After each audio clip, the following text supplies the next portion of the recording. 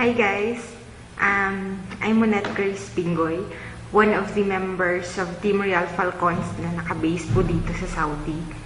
And one of the members or OFW members ng Team V-Mobile.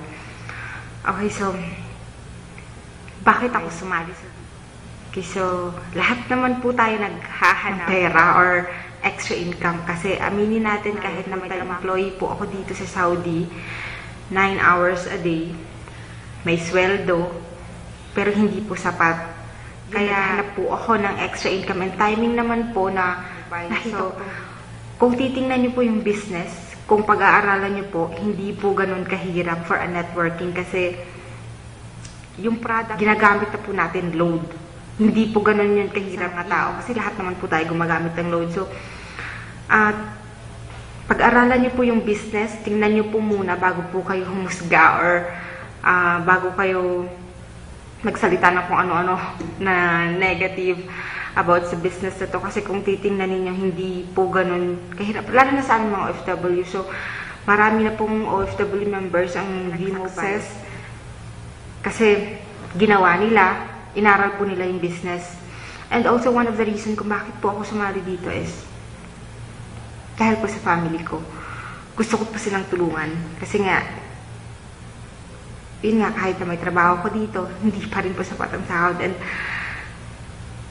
gusto ko na pong umuwi. As in, miss ko na po yung family ko. And, parang yun lang sa akin para sumali. Kasi dito makikita mo yung passive income na sinasabi. Yung kahit na hindi ka na nagtatrabaho or hindi ka na, yun nga, nagtatrabaho, kumikita ka pa rin. So, napatunayan ko na po yun at ng ibang members ng Team Real Falcon. So, nagpapasalamat ako sa members, sa lahat ng members ng Team Real Falcons. Thank you guys sa lahat ng suporta nyo. As in, the best team ever. Dito makikita nyo po yung unity ng bawat grupo or ng bawat members. Also, I thank Ma'am Junette, Ma'am Leslie, thank you. Thank you po, ma'am, sa pag-guide niyo sa aming lahat ng mga members. Kahit ang dami namin natutulungan niyo pa rin po kami.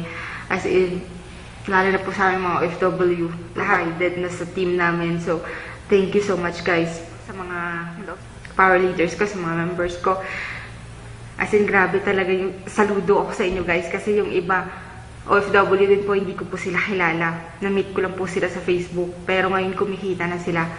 Kahit laptop, so medyo nahihirapan po sila sa pag-Facebook ng ganun, pero hindi ko makikita yung sa kanila talaga. Ngayon, kumikita na sila. Sila yung nakitaan ko ng commitment, determination. Lahat gustong kumita, lahat ginawa yun. Thank you guys. As in, thank you sa support. Thank you sa bigay sa akin. At nagbabalak sa iba sumali. Lalo na sa mga OFW. Nagawa po namin, guys. Full-time employee din kami. Gawa din namin. Pero kumita din po kami dito. So, wala pong reason para hindi po ninyo makaya o hindi po ninyo kayang gawin itong business na to kasi pare-parehas lang po tayo 24 hours a day. Nasa sa atin na lang po yun kung gaano po tayo kadeterminado para gawin ang business na to. Grabe. Kasi gusto ko nang umuwi. So, may ginagawa ko to. So, ganun din sa inyo, sa mga kapwa ko, FW. Hindi po hindrance yung malayo, yung ganun. Kasi ako mismo or ibang members ng Falcons nagawa din to ng mga OFW. So, walang reason para hindi nyo ito makayang gawin. And also, mag 3 months na ako and ang ganda. Ay, nagustuhan ko po yung resulta. And patuloy ko pa itong gagawin hanggang sa makuha ko yung mga pangarap ko. And thank you. Thank you, Lord. Thank you, Team Real Falcons. Sa mga nagbabalak pong sumali, guys, tingnan nyo po yung team ninyo na sasalihan. Kasi may mga ibang members po na hindi po nila kilala yung team leaders nila or yung group nila. So, tingnan nyo po muna, guys, kung saan group po kayo. Para din po sa inyo. Kasi hindi naman po basta-basta napapasok kayo tapos wala na. So, make sure na yung mga leaders ninyo or yung team ninyo. So, Also, message ko sa mga members ng Team Real Falcons. Guys, thank you so much sa lahat ng suporta sa bawat members. Talagang grabe yung unity dito, yung commitment ng bawat member. Thank you.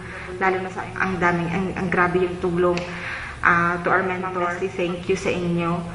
And sa walang sawang pagtulong, kahit dumadami na kami, talagang lahat tinutulungan pa rin. Thank you guys.